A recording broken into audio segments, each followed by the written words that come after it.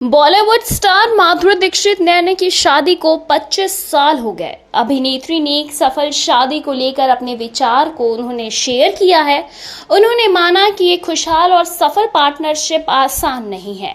Dancing दीवा ने अक्टूबर 1999 में लॉस एंजल्स कैलिफोर्निया के कार्डियोवैस्कुलर सर्जन श्री राम नैना से शादी की थी। ये शादी अभिनेत्री के बड़े भाई के दक्षिणी कैलिफोर्निया स्थित आवास पर हुई थी।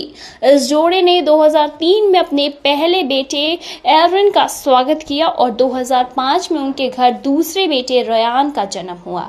माधुरी ने INS को बताया कि एक शादी में बहुत सी चीजें होती हैं, ये कुछ लेने और देने जैसा है। आपको ये समझना होगा कि आप दो इंसान एक ही छत के नीचे रहते हैं, इसलिए नेगेटिव और पॉजिटिव दोनों ही तरह की बातें होंगी, मगर आपको सिर्फ इसे समझने की जरूरत है।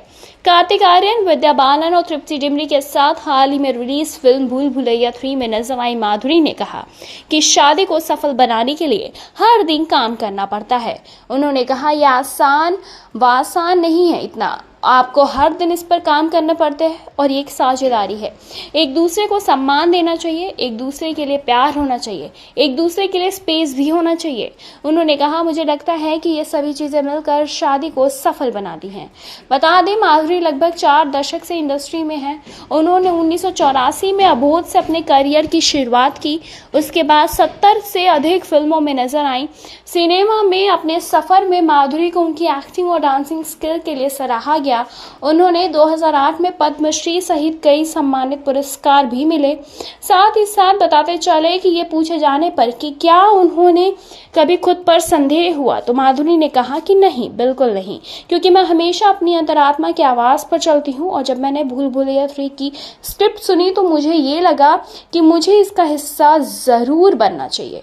इसी के साथ उन्होंने ये भी कहा कि साथ ही मुझे ये भी लगा कि इसने मुझे स्क्रीन पर कुछ अलग करने का मौका दिया है। लोगों ने मुझे इस अवतार में कभी नहीं देखा। मुझे लगता है कि ये मेरे व्यक्तित्व में एक नया आयाम जोड़ने वाला है। इसी के साथ बताते चले कि भूल भुलैया 3 में माधुरी का रोल काफ़ी सराहा गया। फिलहाल इस पर आपकी क्या कुछ राय है, आप हमें कमेंट के जरिए ज़रूर बताएं। ऐसी तमाम लेटेस्ट खबरों को जानने के लिए जुड़े रहे हमारे साथ और देखते रहें Next 9 लाइव।